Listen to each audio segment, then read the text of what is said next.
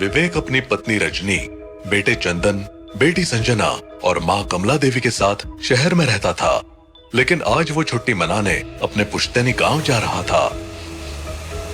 सालों बाद हम अपने पुश्तैनी घर लौट रहे हैं। कितना अच्छा लग रहा है।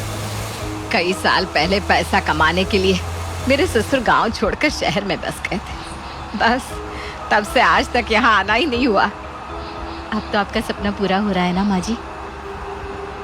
कार अब गांव के अंदर पहुंच रही थी, पर जैसे ही कार गांव में थोड़ा आगे बढ़ी तो अचानक एक बूढ़ा आदमी धड़ाम से कार के सामने वाले कांच से टकराया। विवेक ने घबराकर ब्रेक मारा। मम्मी, वो आदमी! मम्मी, वो आदमी! विवेक ने बाहर झांक कर देखा, सामने एक बूढ़ा आदमी खड़ा था। उसकी आंखें अजीब तरीके से लाल हो रही थी। तुम्हें यहाँ नहीं आना चाहिए था। लौट जाओ वरना मारे जाओगे। लौट जाओ वरना मारे जाओगे। चंदन और संजना सीट पर चिपक गए। रजनी ने बच्चों को कसकर पकड़ा और घबराकर विवेक की ओर देखा। क्या कह रहे हो बाबा? हम तो अपने ही घर जा रहे हैं। यहाँ मौत का साया है। तुम सब मरोगे। वापस जाओ, वापस जाओ। छोड़ो इसे, ये पागल है। इसके बारे में मेरी सास ने भी बताया था। मुझे नहीं पता था कि ये अभी तक जिंदा होगा। विवेक ने बूढ़े को नजरअंदाज किया और फिर से कार चलाना शुरू कर दी।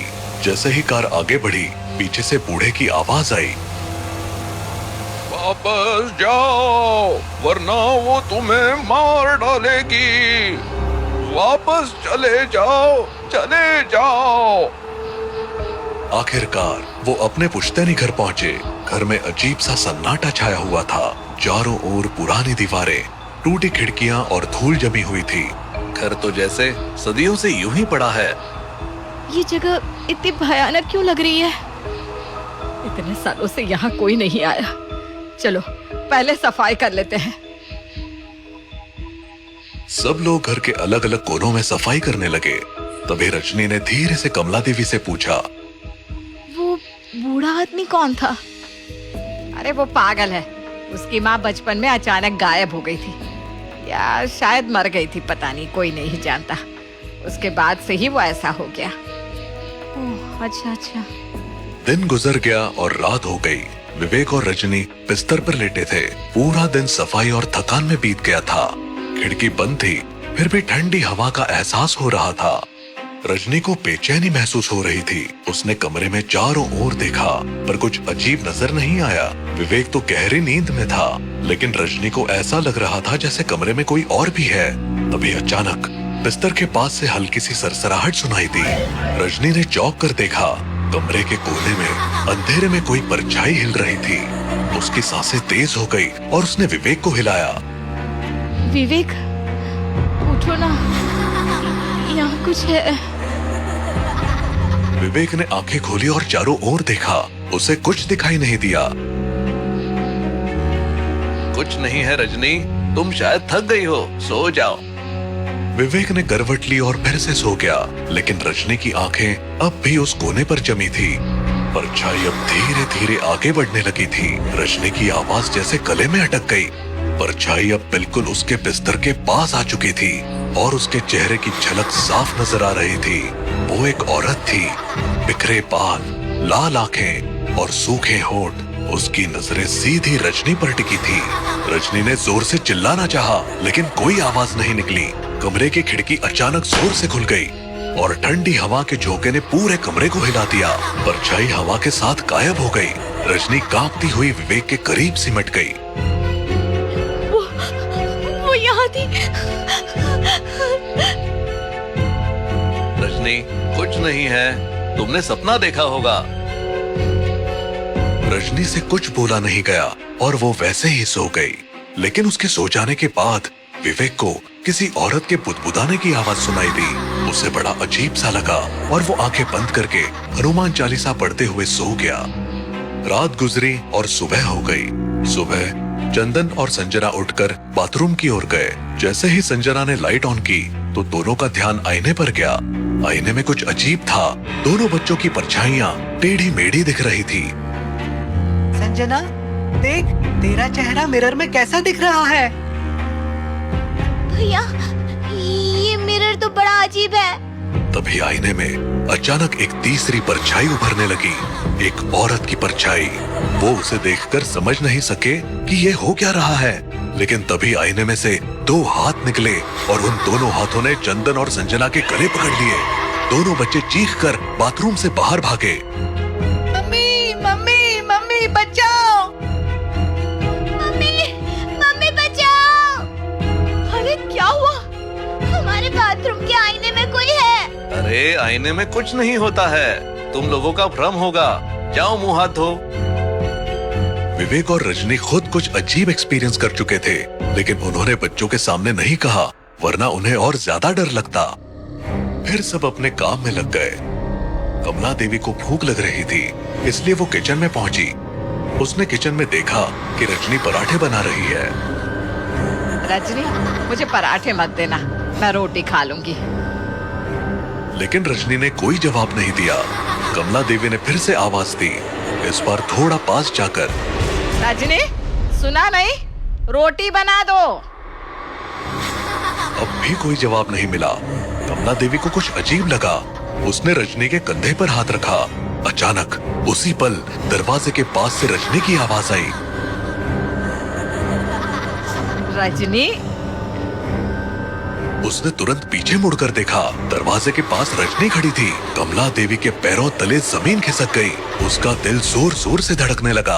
उसने फिर से उस औरत की ओर देखा जिसे वो रजनी समझ रही थी, लेकिन अब वहाँ कोई नहीं था।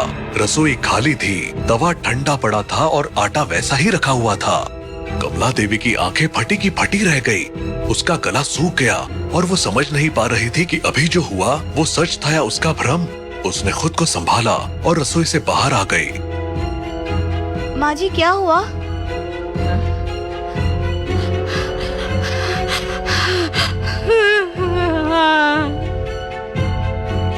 कमला देवी ने रजनी को कुछ नहीं बताया और बात को टाल दिया, लेकिन उसके मन में डर बैठ चुका था। दिन ढल गया और एक बार फिर से रात आ गई। घर में अंधेरा छाने लगा। विवेक, रजनी, बच्चे और कमला देवी अब अलग अलग कामों में लग गए थे। विवेक को लगा कि कोई उसके पीछे खड़ा है, लेकिन जब उसने मुड़कर देखा तो कोई नहीं था। रजनी को ऐसा लगा कि कोई उसके कान में फुसफुसा रहा है, लेकिन जब उसने ध्यान दिया तो उसे कुछ समझ नहीं आया। चंदन और संजना जब खेल रहे थे तो अचानक उन्हें लगा कि घर की दीवारों से खरोचने की आवाजें आ रही है। दोनों बच्चे डर से एक दूसरे से चिपक गए। भैया, ये आवाजें कैसी है? पता नहीं क्या है संजना। इन डरावनी घटनाओं ने सबको एक साथ हॉल में इकट्ठा होने पर मजबूर कर दिया। इस घर में कुछ है, मैंने खुद देखा था अपने कमरे में। मैंने भी महसूस किया था कि कोई मेरे पीछे था, लेकिन जब मुड़ा तो कोई नहीं था। हमें भी दीवारों से अजीब आवाजें आ रही थी। वो रसोई वाली बात शायद मेरा भ्रम नहीं था। मैंने भी कुछ अजीब देखा था। हमें भी दीवारों से अजीब आवाजें आ रही थी। हमें यहाँ से निकलना होगा, हम यहाँ रात नहीं काट सकते। डर के मारे विवेक, रजनी, कमला देवी और बच्चे अपने अपने कमरों में दौड़ कर गए और जल्दी जल्दी अपना सामान बांधने लगे। सामान बांधकर वो हॉल में इकट्ठे हुए और बाहर जाने के लिए दरवाजे की ओर बढ़े, लेकिन सारे दरवाजे बंद हो गए। सबने दरवाजा खोलने की कोशिश की, लेकिन वो एक इंच भी नहीं हिला। ये क्या हो रहा है? दरवाजा क्यों नहीं खुल रहा? तभी एक आवाज आई और सबने एक साथ पीछे मुड़कर देखा तो सामने एक डरावनी चुड़ैल हवा में तैर रही थी। उसकी आंखें गुस्से से लाल हो रही थी। माँ, ये कौन है? पता नहीं बेटा। हमें छोड़ दो, हमने तुम्हारा क्या बिगाड़ा है? हम यहाँ से चले जाएंगे, बस हमें मत मारो। तुम आखिर हो कौन और क्या चाहती हो?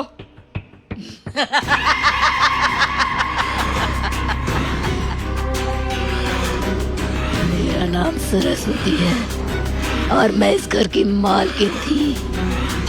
मेरा एक बेटा था जिसे मैं बहुत प्यार करती थी, लेकिन एक जमींदार ने इस घर पर कब्जा करने के लिए मुझे मारकर मेरी लाश को इसी हॉल में गाड़ दिया। मेरा वो बेटा इस सदमे से पागल हो गया और तब से इस गांव में यहाँ वहाँ भटक रहा है। तो इससे हमारा क्या लेना देना? ये जमींदार और कोई नहीं, तेरा परदादा था, यानी इस कमला देवी का ससुर। कमला देवी का चेहरा सफेद पड़ गया, उसके हाथ कांपने लगे और वो पूरी तरह से सहम गई। तेरे परदादा ने मेरे साथ जो किया उसकी कीमत तुम सबको चुकानी पड़ेगी। हमें माफ कर दो, हम इस बारे में कुछ नहीं जानते थे। लेकिन चुड़ैल ने उनकी मिन्नतों को अनसुना कर दिया। उसने अपना हाथ उठाया और कमला देवी की ओर इशारा किया। अचानक कमला देवी हवा में उठने लगी, उसका शरीर बुरी तरह से थरथराने लगा और फिर वो धड़ाम से जमीन पर गिर पड़ी। उसकी सांसें थम गई। विवेक ये सब देखकर पागल सा हो गया। मैं तुझे खत्म कर दूंगा चुड़ैल। नहीं विवेक, इससे लड़ने का कोई फायदा नहीं। हमें इसे मुक्त करना होगा, हमें इसकी लाश को ढूंढकर चलाना होगा। विवेक को भी समझ आया कि यही एकमात्र तरीका है। उन्होंने जल्दी से चुड़ैल पर गंगाजल छिड़कना शुरू किया ताकि वो कुछ देर के लिए शांत हो जाए। चुड़ैल की चीखों से घर कांपने लगा और वो कमजोर पड़ने लगी। इस बीच विवेक और रजनी ने घर के हॉल में खुदाई शुरू की और थोड़ी देर बाद उन्हें सरस्वती की लाश मिल गई। इसे फौरन जला दो। नहीं नहीं नहीं नहीं। उन्होंने जल्दी से लाश को बाहर निकाला और उसे जला दिया। जैसे ही आग की लपटें उठी, चुड़ैल की चीखें धीमी पड़ने लगी। उसकी आत्मा को मुक्ति मिल गई और घर शांत हो गया। चुड़ैल तो चली गई, लेकिन जाने से पहले कमला देवी की मौत के रूप विवेक को एक दर्द दे गई। परदादा के कर्म की सजा परपोते ने भुगती।